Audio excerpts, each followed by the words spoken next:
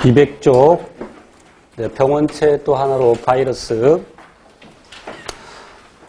바이러스는 크기가 매우 작습니다. 세균보다 되게 크기가 매우 작죠. 그래서 일반 광학현미경으로는 보이지 않습니다. 전자현미경으로만 관찰이 되죠.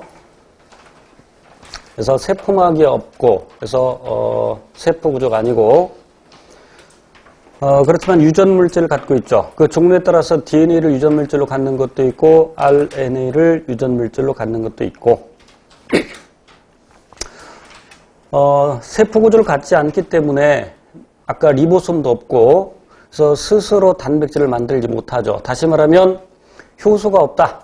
물론 모든 바이러스가 효소를 모두 갖고 있지 않는 건 아닙니다. 일부 바이러스는 일부의 효소를 갖고 있는 것도 있는데 좀 이따 얘기하도록 하고, 그래서 대개 효소가 없어서 스스로 물질 대사를 하지 못한다.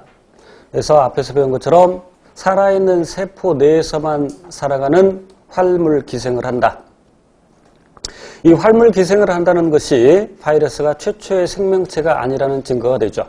최초의 생명체라면 스스로 물질 대사를 할 수 있어야 되겠죠. 그림 보시면 이제 아데노바이러스, 인플루엔자 바이러스, 그리고 박테리오파지 있는데, 물론 이게 박테리오 세 번째 나와 있는 박테리오파지는 세균성 바이러스. 또 그래서 바이러스를 나눌 때 밑에 나와 있습니다만 숙주에 따라서 동물성 바이러스, 식물성 바이러스, 세균성 바이러스 이렇게 나눌 수 있죠. 되게 숙주가 정해져 있죠. 그럼 세균성 바이러스의 숙주는 세균.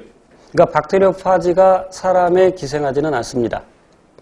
자, 그런데 동물에서 예를 들어서 조류독감, 조류 인플루엔자 바이러스, 그럼 그 조류 인플루엔자 바이러스의 경우에는 원래 숙주가 조류였는데 이제 돼지 거쳐서 사람도 숙주가 되죠.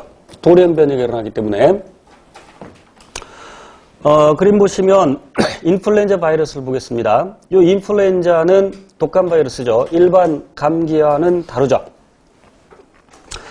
감기와 독감의 차이가 오른쪽 컬럼 중간에 나와 있는데 가운데 두 번째 내용에, 그래서 감기의 원인 바이러스는 매우 다양합니다. 그런데 독감은 인플루엔자 바이러스라고 알려져 있고, 그래서 일반 감기는 백신이 없죠. 그런데 독감은 백신이 있죠. 독감은 그 해에 유행할 바이러스를 예상해서 거기에 맞는 항원을 넣어주는 것이죠. 그래서 3가 백신, 4가 백신 하는 것은 항원이 3가지냐 4가지냐 뭐 이런 뜻이겠죠. 물론 그 백신으로 100% 예방이 가능한 건 아닙니다. 때에 따라서는 독감 백신을 맞아도 독감 걸릴 수 있죠. 물론 사람마다 또 다를 수 있고, 또는 어느 해에는 그 예방률이 현저하게 또 떨어질 수 있습니다. 그 예상이 빗나가는 경우가 있을 수 있죠. 그리고 작년에 독감 백신 맞았어도 올해 또 맞아야 되죠. 왜냐하면 독감 바이러스는 특히 돌연 변이가 많기 때문이죠. 독감 바이러스는 RNA를 유전물질로 갖고 있죠. DNA 바이러스보다는 RNA 바이러스에서 돌연 변이가 더 많죠. DNA 복제에 관여하는 DNA 중합 효소는 복제 오류를 수선할 수 있습니다. 복제하다가 실수하면 그 실수를 고칠 수 있다는 얘기예요. 그러나 RNA 중합 효소는 그 복제 실수를 교정할 수가 없습니다. 그래서 돌연 변이가 더 많죠. 그래서 이제 우리 교재에 다시 본문으로 가서 종류의 핵산의 종류에 따라서 DNA 바이러스, RNA 바이러스 외우셔야 되고요. 그래서 대표적으로 DNA 바이러스의 B형 간염 바이러스도 있고, 그 다음에 입가 발진이나 입가 발진을 유발하는 것이 herpes죠. 헤르페스도 DNA 바이러스.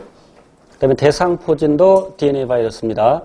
전에 시험에 대상포진 바이러스가 시험에 나온 적이 있고, 이제 RNA 바이러스로서 감기를 유발하는, 꼭 감기를 유발하는 것만 있는 건 아닙니다. 코로나 바이러스를 또 더 자세하게 또 여러 종류로 나눕니다. 그리고 대표적인 게 아까 언급했던 인플루엔자 바이러스가 RNA 바이러스고, 아까 또 언급했던 HIV